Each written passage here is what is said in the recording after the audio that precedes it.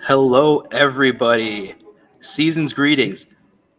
Welcome to the Blue Island live stream for tonight, December 19th. Hmm. Now, this is I this gotta, is in dude. That music was hype. That yeah. music was hype. That music was hype. I felt good. Is that I felt royalty good free about it. music? That's royalty free. It's pretty hype. Amazing. So yeah, everybody.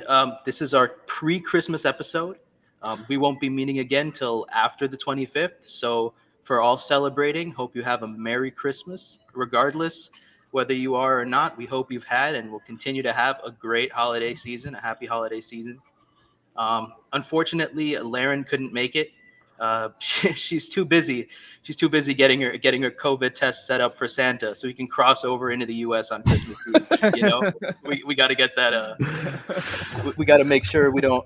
Santa can't stop. Has to help stop it. Has to help in stopping the spread. Right, guys. Yep, I, 100%. yeah. I So guess so. so we wish her luck with that. But for now, we got the rest of the main cast on tonight. So can I get a ho ho ho for my co-hosts? Ho, ho, ho. For my yes. So starting with the man, the myth, the legend. Let me introduce my great friend, jolly old Saint Nick himself. Nick, say hi. What's up, everybody? Hey, and can I get a belated happy Hanukkah for the main man, bringing the Happy- Hebrew holly to our stream this evening? L'chaim, great what's up, friend, guys? Don. Chaim, What's baby. up? What's up? What's up? L'chaim, indeed. And I'm Raj, running the intro for you this evening. Y'all can call me y'all can call me Rudolph the Raj-Nosed Reindeer. Oh my goodness. I really tried to get them not to do that. I promise You you, have all to. You have to watching. embrace the cringe. You have to embrace The holiday cringe. We got that holiday cringe, that holiday cheer. Yeah, 100%. So yeah, we're all here. We're ready to round up your week, show you what's in store for the next, so that you're in the know and you're ready to go. Right? So hmm we've got a great show we got planned for you tonight. So without further ado, let's get to it. We all know Christmas is known as the season of giving, so we've got some great suggestions for you. If you want to give without draining your wallet, you can give your time. We know these organizations would love it if you could give your time to help their causes. So I'm going to throw it over to Don Don to shed more light on what's on the slate for this week on the island. Take it away. Of course. So, one more second. There we go. So, if you don't know, Long Island's Strong School Alliance is having a bi-county unity march on January 6th. There'll be one in Rockville Center, and there'll be one in Patchogue. They're both meeting at 5:30. You can check their Facebook, see what you need to do. This is important to stop hate. The Eastern Farm Workers Association needs help distributing holiday baskets Monday and Tuesday. If you have any more questions, you can call them at 631 286 8004. This is just some housekeeping we're doing. We also got the Community Solidarity is doing food distribution in Hempstead by Cooper Street North and Washington Ave every single Sunday. If you weren't there today, come next week. This is the time to do it. We also have Long Island activist Shinnecock is having a toy drive that's running straight through Tuesday. Many families on the Shinnecock Reservation struggle with poverty, and their children often go without toys and holiday cheer because of the economic problems. So go ahead, do that if you can. If you're in the area, that'd be great. And of course, don't forget, January 2nd is our big New Year's kickoff party. Everyone can show up. Say that you're showing up on Facebook. We can see who's going. It'd be fantastic. Yeah. But past that, we're going to have an agenda for today. So let me just run through what we're going to be talking about, and then we'll get going. So Congressional District 3, originally Tom Swazi's district, he's leaving. He's out. So he's leaving the field running. We're going to talk about what's happening in that regard. Laura Curran, she blames her loss on Todd Kaminsky, and we're interested about that as well. So don't forget, we're going to talk about that. If no one knows, there's a big break between Kamala Harris and Charlamagne the God on Friday. So this was exciting, good news, and it's going to be fun to talk about. And we also got Nancy Pelosi's comment on stocks and the way people reacted to that. Yeah, I just want to say, throwing back to the January 2nd, big New Year kickoff we've got. I'm so excited for that. I hope everyone else is excited for that. You can find the details for that on our Facebook page, on the Blue Island group, and please feel free, drop a like on that page. We're on YouTube, we're on Twitter, please give us a follow, subscribe to us, and check out what we have to say. All right. So we're gonna actually, I think, move it to Nick. Nick is gonna bring us into our topics tonight. Yeah, I'll start. I think something that a lot of people might be aware of or might think is that important, but is a major issue, especially for Long Islanders to be aware of, is how, in general, the scope of how this last election year has really set us back a lot for trying to get in more policies based on facts, based on values, based on the things that would really get people to have affordable housing here, or affordable healthcare, or an economy better prepared for the issues that climate change are going to be about. Like these things are so more and more so becoming a bigger and bigger issues. So one thing I think that we should all be paying attention to, and I think that to some degree we have been, is the open seat in Congressional District 3. And for those that may not know, Congressional District 3 is the district that is essentially the northern part of Nassau County. It's a district that is essentially a seat for the House of Representatives. So whoever is the representative for Congressional District 3 is a member of the House of Representatives, a congressman or woman. Tom Suozzi has been at the seat since, I believe, 2016. The seat has a history of being that it could go either way. Like for a long time it was a Republican seat for like 10 years, from like 2000 to 2010, and then a Democrat won in 2012 and was in the seat for a number of years, and then it went back. I think since then it has been a Democrat seat, but I think all the candidates that have sat in the seat so far sort of sit in the center of either party. So they're very like very.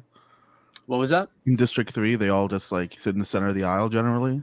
Yeah, generally, the Republican who sat in the seat was Peter King, who was like a common sense Republican for his day, from like or what they would call a common sense Republican from like 2000 to 2010. And then like Steve Israel came after him. He was a Democrat, and he was pretty moderate, considered to be relatively not progressive or particularly conservative one way or another. And it's just, I believe it's that Suozzi has the same reputation in this district now. Actually, I would love to first of all put up his website, because the reason this seat is open now is because he announced he was running for governor. And the thing about Suozzi is he's a lifelong political actor. He's a lawyer. He's a certified public accountant. He's been a mayor of Glen Cove, actually, over on the North Shore of Nassau. He was county executive of Nassau County for a few years, which, for those that don't know, it's kind of like being the president of the county, like political proceedings. Like I said, he was first elected in 2016, where he's still serving while he runs for governor. But, while he's still serving, at least until the new elections, rather, I should say. And, like I said, he himself has called himself for two different positions at once, right? Right. So that's actually interesting. I was going to get to that, but so, the gist of him is that, he's been like a moderate Democrat, most recently he's said like, oh, he wants to be just like the Squad, just like AOC, and he's like actually voted, like, I think it was like 90% in line with a lot of their vote, so I don't know, like his deal. My impression of him is that he's kind of, he gets a lot of money from wealthy corporations and, organizations that haven't necessarily acted in good faith in our political systems and with the health of people in mind in general. Yeah. So he's I think he's dubious at best, but interestingly he's joined the crowded run for the governorship. So and that's the thing. He a person can't simultaneously run for 2 seats at once. So he's essentially given up his seat Do you as a think it's chance? congressman, which he's built up quite a reputation at least, in the political field, Mhm. to give a shot at being governor. Very interesting. Right, but what do we have in the field to replace him in CD3 now? I believe we got a progressive, right? So I was gonna get there.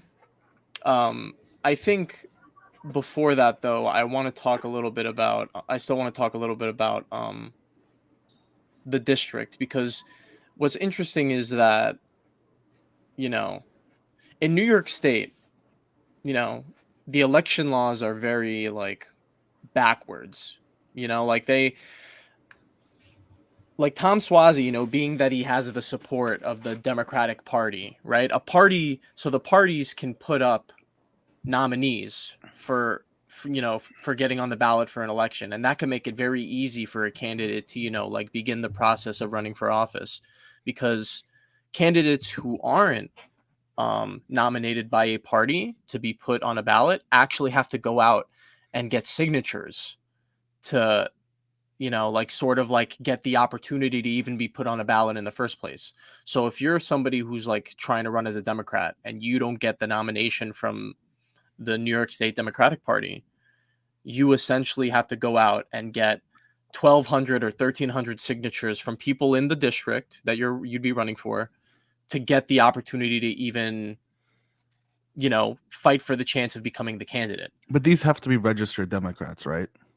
And in New York State, these people have to be registered to the party that you are trying to run for. So they have to be Democrats, yes. If you're trying to run as a Democrat, you have to get Democratic signatures in the district. If you run as a Republican, same thing. And are these like laws that the state makes, or the laws This is that New York. make? So some of it, so there's some things that are policy, like the whole way that the Democratic Party nominates, the process, that's like a party policy.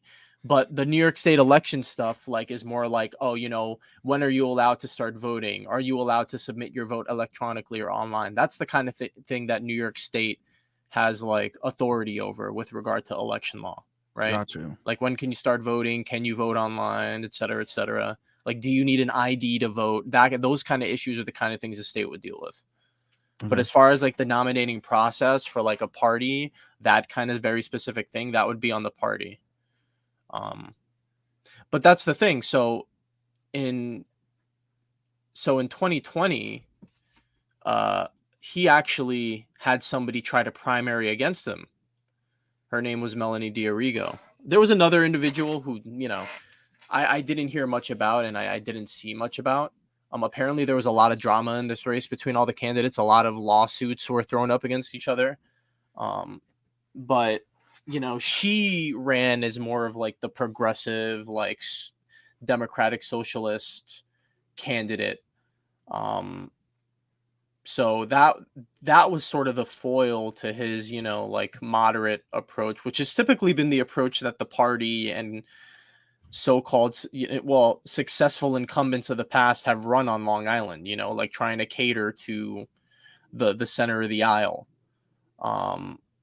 But here, I actually have to change the screen here because I realized you cannot change the tab live, so you have to change it, exit it, and then change it here, and then there we go. Boop. There we go. You did it. Woo. And so, yeah, so, she only got about 26% of the vote. And he went on to win the general, that same year, last year, by around 30,000 votes, 30 to 40,000 votes. And now the seat is open. So now he can't run.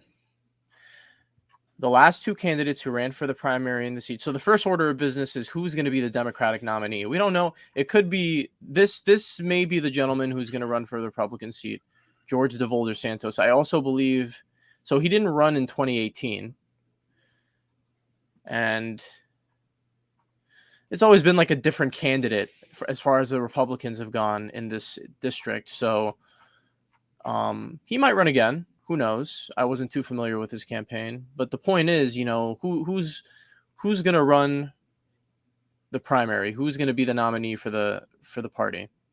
Well, D'Arrigo is one of the, I guess you could say, the front runners. She had a major presence, at least as digitally was concerned. She's done a few interviews in local, in local stations. So you might have seen her around. You might have seen her signs. You might have seen her ads online. She ran in 2020 against Swazi. By the way, this is a great website, Ballotpedia. It gives you some great context on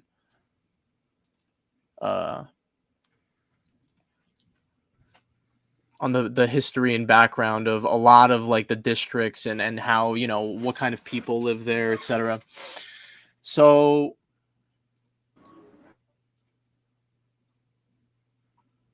sorry, here I have to. What's going on? There's technical difficulties. Having some technical difficulties here swapping. So well, I want to actually put on. I actually wanted to do. Do you guys have any thoughts? I mean, I just want to know what's happening. Who's running? What's the landscape looking like right now? So we know Melanie D'Arrigo is very well known, at least in the online circles that we've interacted in.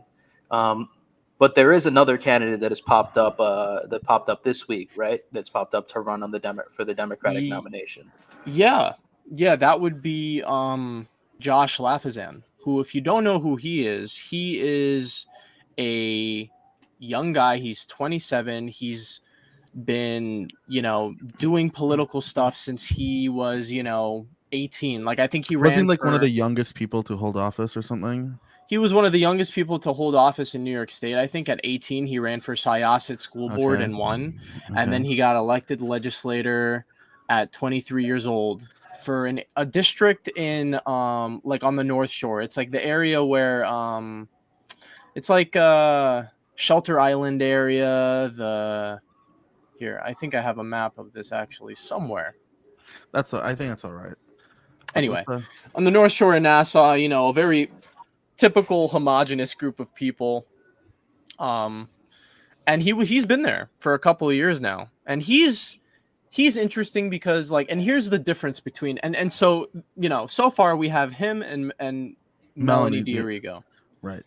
And what's interesting is that he's, I guess, more of well known in this area because he was like, he came in when he was young, turned a lot of heads, and then is now a county legislator, so he's more involved, I suppose, than D'Arrigo. But what makes this very interesting is that he has a record and she doesn't. She's a progressive. That puts her on the like. That gives her a certain advantage, I think. I think it gives her an advantage if she doesn't have a record.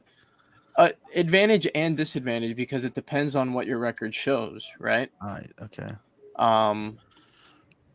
Lafazan is interesting, and has been actually recently making a lot of news because he was actually.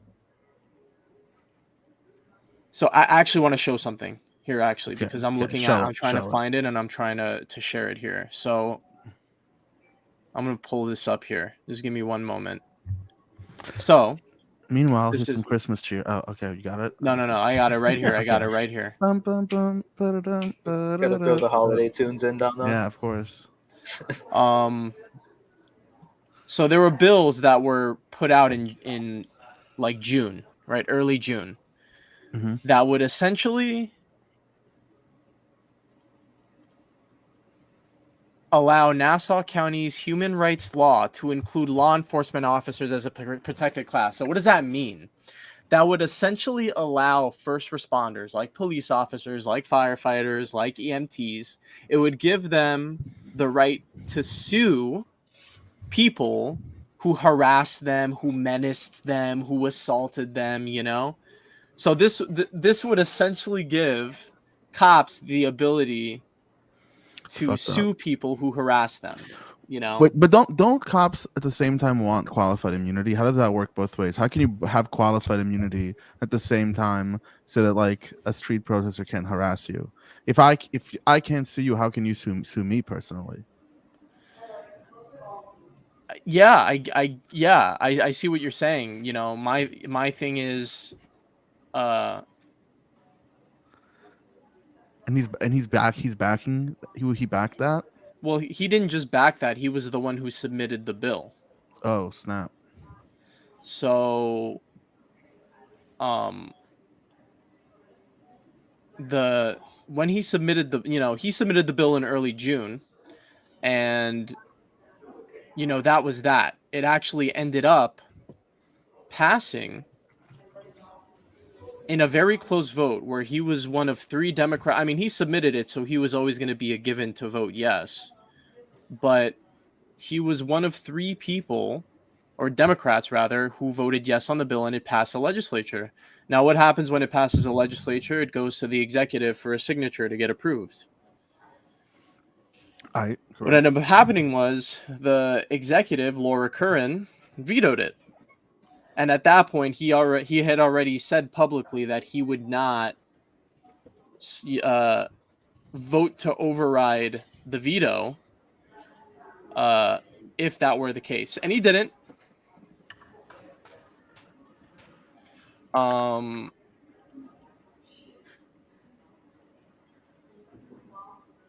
Here, I have a video for this, actually. I would love to share. Excellent. Because this was a big issue on the island.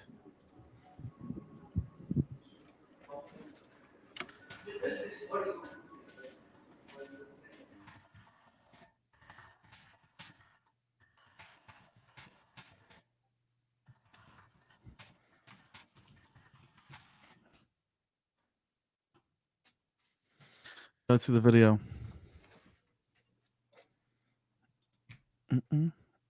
Are you playing it? County executive says Gotta she start. I wasn't vetoed the streaming. bill that was passed. Survive. Oh, okay. There we go. All right, major new developments to tell you about tonight regarding a bill that would have given Nassau police officers the power to sue protesters who harass them. That has now been vetoed by the county executive. The decision coming amid all of the chaos today surrounding the governor. News 12's Tama Ponton has been tracking this story for you all day. She's in Mineola right now with the very latest. Tama.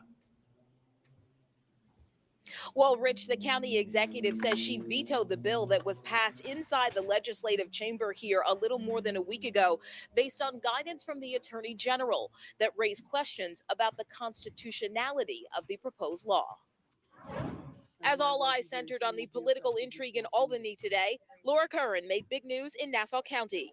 Just before 5 p.m. today, she issued a veto on the proposed Nassau County law that could have allowed police and first responders to sue protesters. Hold up. Did you guys see that? Did you guys see that? I don't think I noticed that the first time I watched this video. Hold on. Legislator Pander Zan. Hold up. What is this? What? This is like The Price is Right. Is he rolling? API? Oh my goodness. He's rolling the wheel of The Price. Oh my god. Dude, you know why this is so funny? Actually, this is great because you know what? This is actually really relevant. This is actually very, very relevant. Let me finish playing the video. Who harass or injure them. We're gonna go back to that. The county executive said in part, the guidance provided by the New York State Attorney General raises issues about the constitutionality of the proposed law, which would inhibit residents' rights to free speech and protest. The proposed bill is well-intentioned, but should not come at the cost of the basic First Amendment freedoms that we all enjoy as Americans. I'm very, very proud that the county executive made the right choice. I don't think we shouldn't have had to do all of this work for her to make a simple vote And quite frankly, she shouldn't have had to make a vote. It should have been, it shouldn't have been proposed. Kiana Abadi with the Wait, group so Long why is that Island relevant Progressive again? What's Coalition, the who relevant for opposed the spinning wheel? Just wait. We'll get there. Okay. Okay. Hold your horses there, Hold buddy. my horses. Hold your my horses there, buddy. All right. Let's take this one step at a time. You mean did not reindeer? You vote mean to reindeer, override the right? You county mean reindeer because executive's it's Christmas veto. time. In a statement Rein to in the 12, reindeer. Legislator Joshua Lafazan, who sponsored the bill, said in part, Ah.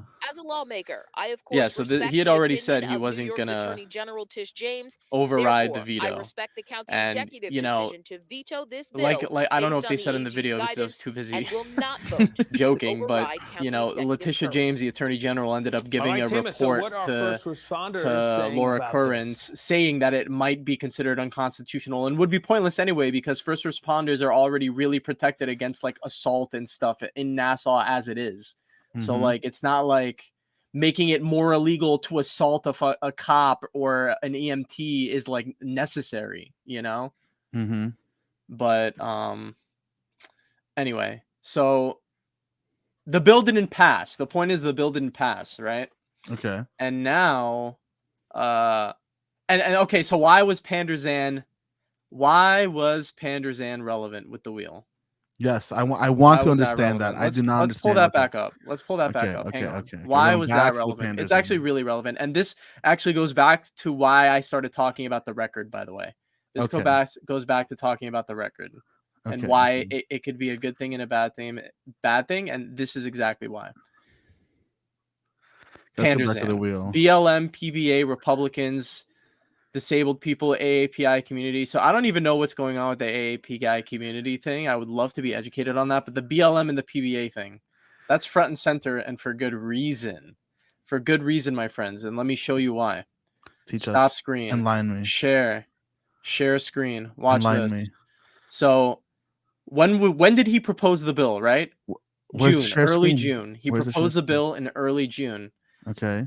In May, so this was around the time when the election was going on for 2020. So he was Okay. already engaged in a race to win his seat as a legislator, like for re-election as a legislator. His opponent in that election was Paolo Peroni, running on the conservative line, the Republican conservative line. And he made this website as an ad against him. What? Josh Lafazan stands with Black Lives Matter. This is a very interesting website. Okay. When law enforcement needed our support the most, legislator Lafazan went before a young, impressionable audience and pledged his unequivocal support to Black Lives Matter, an organization whose mission is to defund and eliminate the Nassau County Police Department. You know, I'm not even going to... Here's the thing. We can comment all night about the language being used in this website and how we disagree with Obviously. it and all that and how it's ridiculous. But I just want to point out something here. Okay. I just want to, I want to focus on Mr. Lafazan here. Panzer. I'll be very brief.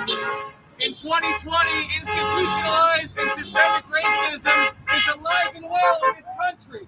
And in 2020, it's alive and well in this county. And it's about time that our elected officials say 3 words: Black Lives Matter. And then he's passing that same legislation pandering to the cops. Hang on. I find this very interesting. Here's another I'm one. working on bringing out folks in white communities to recognize and acknowledge that white privilege is real. It is real. Ooh. So- And then this is even more interesting. Dude, he got roasted. He got roasted. He got absolutely roasted.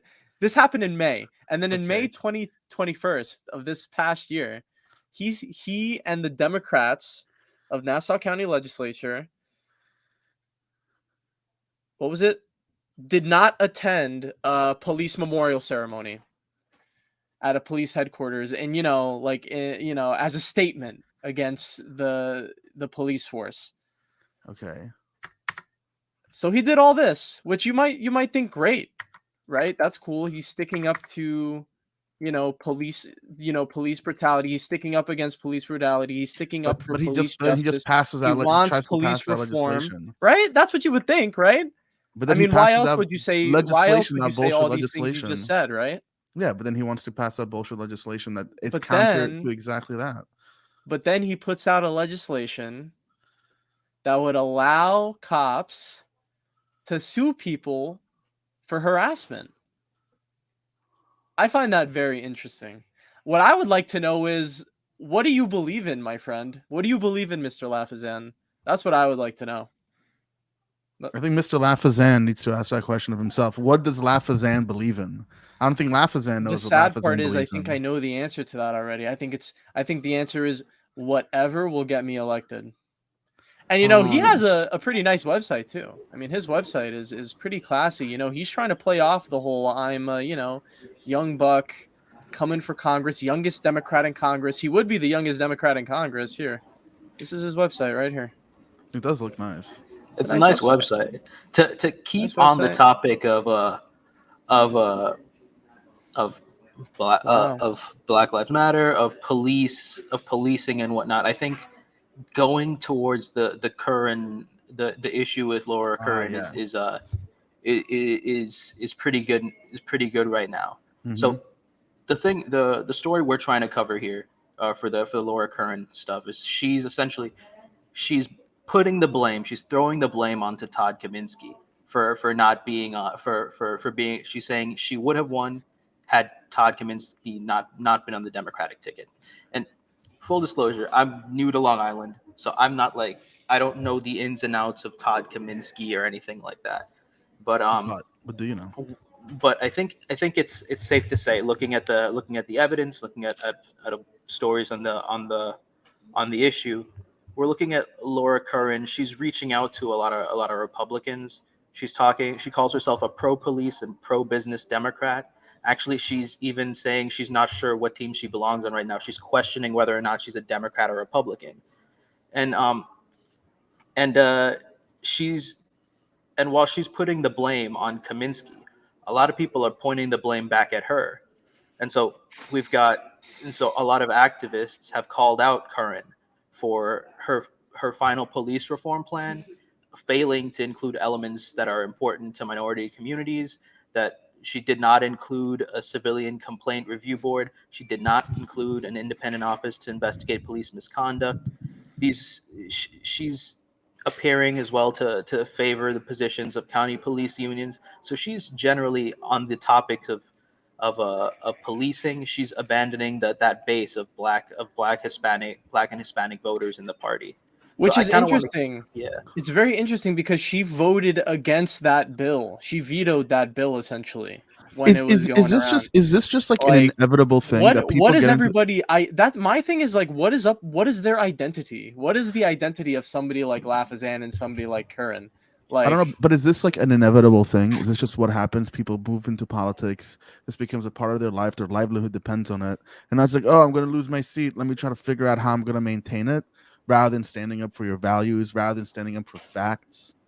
I think it's been made obvious, but I also think that I'm more confused about. I think that's obvious, but I'm more confused about why they thought that was a good idea. Why they thought that would be actually get them elected. Like, what makes you think that actually being so blatantly, I don't know, but making two different extreme decisions, what makes you think that was going to be effective? That's my question. It's strange to me. I think at the bottom line, Democrats, these guys are running as Democrats. These guys are elected as Democrats. They're losing as Democrats. If Democrats want to win this election, and we're talking not just about on the local level on Long Island, we could talk about this on the national scale as well, because this is something we're seeing as a problem on the national scale as well, right? So, I mean, if Democrats want to unite, if Democrats need to unite, we look at the Republican Party. I mean, Republicans are falling in line when they need to, I mean, yeah, but then again, Curran also, like, so many people didn't even know it was time to vote. People just had no idea what was happening. The pandemic was around. There was no messaging. There was nothing. The party didn't do much. There wasn't much done online. A lot of electioning is done online now. People who get a lot of engagement online, like the AOCs, like these young people who are making use of digital technology. They're the ones who are, getting the public stir. We're stirring the public essentially. So, if you're coming on, if you're is coming young, out from right? Long Island, think about Long Island. Most people who live on Long Island are older. You know, like you're only really gonna get engagement, activity with the people who are online. Like if you actually target them and focus in on them. If you're just doing the same old thing that has been done on Long Island, you know, that's a strategy that isn't like adapted to modern day. That's a strategy that doesn't work with younger generations who are growing up with, you know, more technology. Hmm. That's a good point. Just I think not. at the same time, we're seeing people like Lafazan, right? Lafazan is young. He's you'd think that Lafazan is gonna push on that online promotion of his candidacy as well. But I think something that's also really important to take note here is kind of just trying to toe that line, right? But just want to make sure Laren was like, we are supposed to be the ones doing it online, right? That's what we're gonna Abs- do. That's what Right, we're so I gonna do. just That's the aim of right. Blue That's why I Island. showed Laren's little comment right there. We miss Absolutely. you, Laren. Wish you could be with us. We know you're doing the best to get that COVID test up to Santa. So That's so- why you're not here, by the way. If you're wondering why you're not here, Yeah. it's because you're making sure Santa's getting his COVID papers, getting his vaccine, so he can travel the world, right? Making sure to be safe. We can't have Santa sprinkling COVID dust all over the country. We already have too much of that. Oh my gosh. So Got to stop the spread. stop the spread. Absolutely. But you know, the fish I think stinks from the head, right? Just look at what happened with our president Kamala Harris and Charlemagne the God. They didn't even recognize that the joke saying Joe Manchin president is an invitation to explain why he's not supposed to be in charge of the party. But Well, they blundered. That whole interview with Charlemagne the God and Kamala Harris, he was asking her the entire time from beginning to end, what about Joe Manchin? Joe Manchin seems to have so much power. Do we call him President Manchin? I mean, we have a clip, I think. And Yeah, that I'm clip gonna bring is it when up right now. he's interviewing Kamala Harris and he straight up says it. Is Joe Manchin is it President Manchin or is it President Biden? Let's see it right now. Yeah. Who's the superhero that's going to speak against Joe Manchin? No. I want to know who's the real president of this country. Is it Joe Biden or Joe Manchin? I'm sorry. I interrupted. I think the vice president be great. It's Simone. I'm so sorry, Charlamagne. We have to wrap. She can hear me. Look at how pathetic this is. Pretending that they can't hear him. They're trying to they're trying to end the interview right then and there. And he's been pressing her the entire time on getting an answer, and that she's deflecting. She had talked about the Republican Party a little bit. She said, let's not talk about Joe Manchin. Let's talk about the Republicans. Nobody in the Republican Party is helping us pass Build Back Better. Nobody in the Republican Party is doing this. The questions about Joe Manchin. There are 1-2 senators that are blocking a lot of this legislation. Mm-hmm. So what do we do about those two? If the Republicans aren't going to fall in line, and if the Republicans aren't going to vote, if they're going to fall in line with their party vote, then they're going to do that. Well, what about the Democrats? It's the Democratic Party. She is the vice president of the United States. She's a Democrat. The president is a Democrat. How will you get those Democrats to fall in line? She doesn't answer. Can you hear me now? Can you hear me, Madam Vice President? So I'm sorry. You got to wrap. Oh. So I'm sorry to interrupt. They're acting like they can't hear me. I can hear you. Oh, so who's the real president of this country? Is it Joe Manchin or Joe Biden, Madam Vice President? Come on, Charlamagne. It's Joe Biden. I can't tell sometimes. No. It's Joe Biden. And don't start talking like a Republican about asking whether or not he's president. Do you think Joe Manchin is a problem? It's Joe Biden, and I'm vice president, and my name is Kamala Harris. And the reality is, because we are in office. What the fuck is this? I'm sorry. The things. What is it? I don't know what it is. It's pathetic. That's what it is. Like the child tax credit, which is going to reduce Black child poverty by 50%. What a deflection. I'm done with this, actually. I have no patience for this nonsense. Oh, okay. Yeah, but I mean, that's basically it. She talks about all these issues. She mentions all these issues that they're trying to address, but they can't address these issues because Joe Manchin is standing in the way. Kirsten Sinema is standing in the way. You know, if you're trying to get this legislation passed on the national, if the Democrats are trying to get this kind of legislation passed, you're going to need them to fall in line. If they're not falling in line, then you're not going to get legislation passed. So I just genuinely don't understand why they're not trying to. They don't seem to be trying hard enough, or they don't seem to be doing whatever is necessary to get Joe Manchin to fall in line. So I'm at a loss with this deflection. But you know, they had the opportunity to actually challenge him, to actually. They're not pressuring him at all. Yeah, let's watch this. I think this speaks a lot to it. Let's put this up. Vote to continue with this piece of legislation. I just can't. I've tried everything humanly possible. I can't get there. You're done. This is a no. This is a no on this legislation. I have tried everything I know to do. Isn't he the person who made them? What was it that they lost in the bill? They had to cut out because of him. They had to cut out a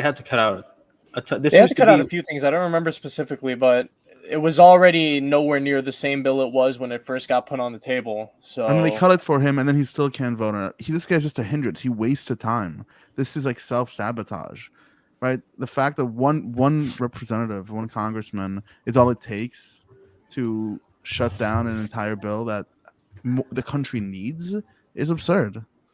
You know what? The progressives in Congress, they were holding the infrastructure bill, the bipartisan infrastructure bill. They were holding that hostage. They said they were going to vote that down unless they passed Build Back Better. And after these past elections this year, 2021, they ended up caving. They said, you know what? We're going to trust Joe Biden. Joe Biden says he's going to get this done.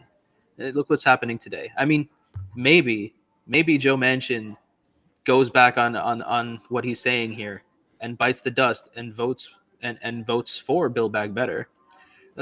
I mean, he's been very much saying the same thing over and over. He's not on board with this. So we're gonna need some change. I think we have a good post in the comments here if you want to share that, Don. So Alibaba is telling us that, yeah, we need structural change. That this is the issue that we don't have structural change. So these problems just keep repeating themselves. This is what they do. This is going to keep happening unless we have a serious change, like ending a filibuster, all these different things that are our problem. I mean, I think Bernie said it right. Put the bill out and let him actually stand up and say no, so all of his constituents can see it. Absolutely, get him, put it out, let him vote it down for the world to see. 100% agree. Let's hear this.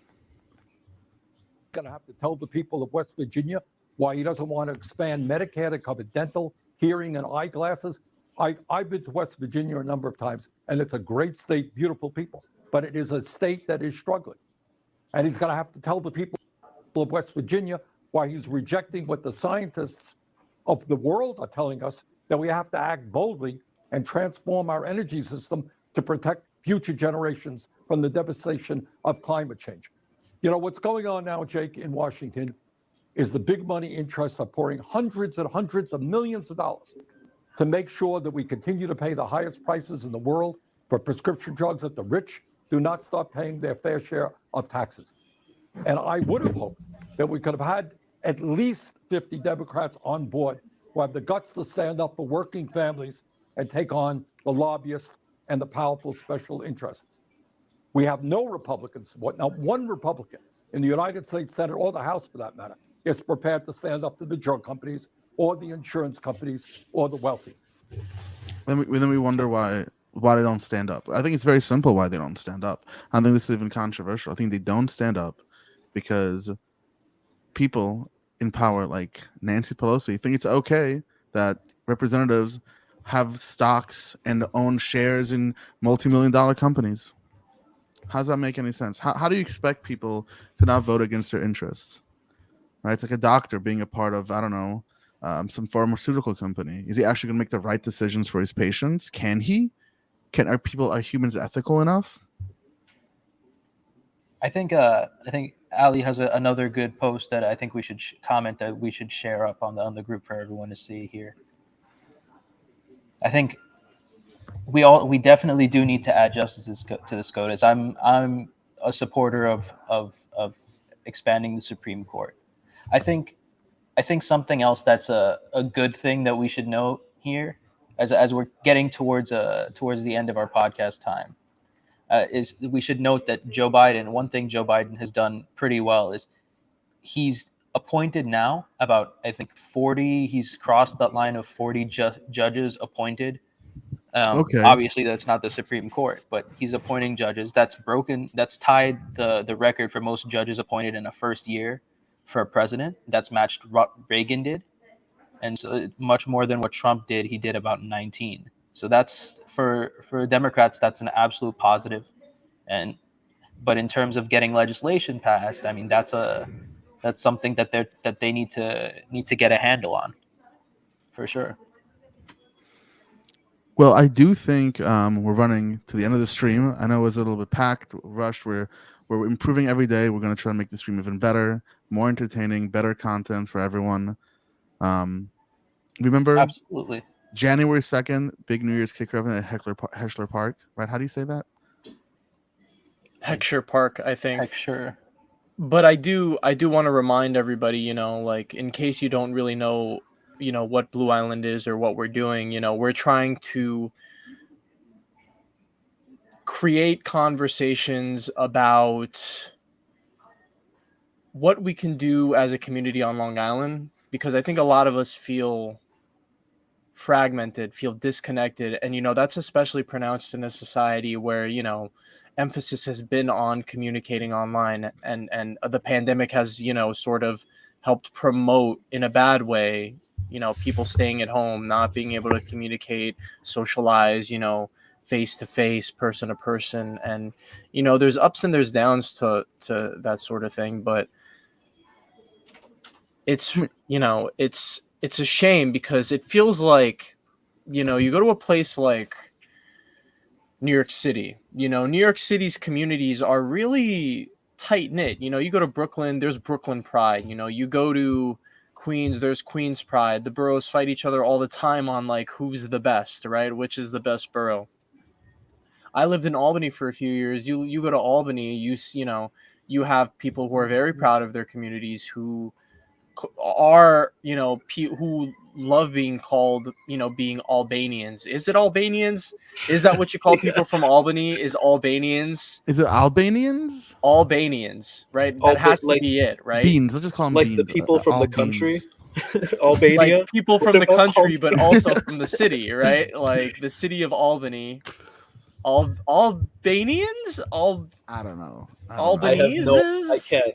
Albanese. Let's just say you're Albanese. Albanes? I don't know. I don't know. People are proud to be whatever they call themselves up there, and they are very proud of that distinction. Yes, They're are. very proud of being from there, But Mhm. on Long Island, maybe this is just a personal experience thing, anecdotal, and it doesn't speak for everybody. There are people who are proud from Long Island, definitely an older generation that's But proud. you don't of, see it in younger generations. I didn't feel it. Until recently. I think there is a sense of Long Island proud, Long Island strong. That's really coming from the right. That's really coming from, the conservative element on the island. But I don't find very many most of the young people, the liberals, the people who lean on the left on the island, as far as I can tell, they just want to get the hell out. They just want to go. They don't want to be here. Right? Well, make it a place for they're them, not guys. Long Island proud. They're like, when can I leave this place? That's what they're saying. At least from what I can tell. That's what they're I don't saying. disagree, but I think that Long Island is probably an amazing place, right? Right by the Long Island is a nice place. Anywhere you go, there's a beach. Other thing- parts of the country, you don't have a beach. You're right Long closest Island to ha- one of the biggest, Long Island has best a cities in lot the of world, right? Yeah, Long Best Island bagels. has Where else do you get better exactly. bagels in Long Island Island? has a lot of wonderful things about it. That's the thing, and young people can't afford it. Yeah, Laren's in our chat. Because young people can't afford it. Yes, that's correct. 100%. That's absolutely correct. How is it possible to even live here? And the other problem is, you know, my original point was just to show, you know, like there's just this divisiveness, you know, this like we're not a community, you know. It feels like with all the good there is, there's a lot of bad too, and it doesn't feel worth it a lot of the time, I think, for people here to even want to begin to getting engaged, or what it would mean to even begin engaging politically here, you know. And the point is, you know, we hope to serve as, you know, a place where everybody can speak, everybody can talk, everybody can foster community. We can want to talk about cultivate current that events. community. Oh For yeah, sure. You know, because who are the organizations out here really talking about what's going on? Exactly. So There's one not of the many. things, remember everything I mentioned this on today's podcast about places to volunteer, we will post and share on the group. Follow us on Twitter. Follow us. So on we would YouTube. really appreciate it too if you viewers out there can also, you know, tell us what's going on. Like, what are the things that are going on that matter to you, that matter to your families, you know, that matter to your friends? Absolutely. Like, we want to hear about it. We want to hear about it. We want to talk about it. Like, what's going on? What happened? You know, like there's a lot of stuff that happens out here. I think that's like the news is like so localized. Like, unless you're reading Newsday or watching News 12 or reading or watching like TV. Like, who watches TV? I haven't watched TV in like forever. I think a lot of people can relate to that, right? I don't watch. I think I sat in front of the TV like a day ago, and as soon as a commercial came on, I closed it off and left. I think like if you're not, I only use TV for sports, to be completely like honest. that's what I'm with saying. you. You're streaming, you're casting something. You're not like going and turning on your local news channel to see what happened, you know, in Suffolk County or wherever, like an hour ago. You know, you're not tuning in. And if you are, you're going out of your way. Like the only other way is you're going out of your way to search local news. Most people just aren't doing that. Young people don't watch TV. Exactly. They don't go online searching for local news. You know, they tune into like major news organizations that talk about national news, you know, that talk about major news, you know, that talk about news that goes viral. They don't necessarily go out of their way to look at news that's happening, in the community at any particular given point. Young people are too excited for the Spider-Man movie that just came out. Young people want to watch the Spider-Man movie really bad, but can't because tickets are sold out. This is where I'm just gonna wait till I can get it. Am I a young person? I don't know. I think so, but I am young person. I would like to go watch Spider-Man. So how about y'all stay home and let me get a damn ticket? There we go. Please. Anyhow, guys, this is the end. So it's been awesome. Remember, like, follow, subscribe, all that nonsense. Wherever way you want to keep looking at us or use your social media, just click on it. Talk to us. We love to be talked to. Another thing, real quick. I know I'm going on a tangent. We would love to make a live call-in segment of the show. So we dragged on things today, but we would love it. We have a lot of viewers. If people want to argue with us, I would love that. So if you know people who aren't interested, send them the show. Have them call in to argue with us. If you have any topics or events, go to the Facebook page, post. We would love it. We want to see you there. So it's a good night for me. Raj, you want to say any last words? All I want to say is everyone have a good holiday. Yes. Remaining few days of your holidays. We got Christmas coming up. We'll see you guys after Christmas. Tune in next time. Tune in next time. Happy holidays. Tune in next time. Happy holidays. Do everyone. it. If you don't, I'll be upset with you. I'll ruin. Upset? I put a curse on your holidays from now on if you don't join our. You don't want to upset Nick. You. Although I'll think about it. I will think about cursing you, but I won't. Okay. Happy holidays, everyone. Bye.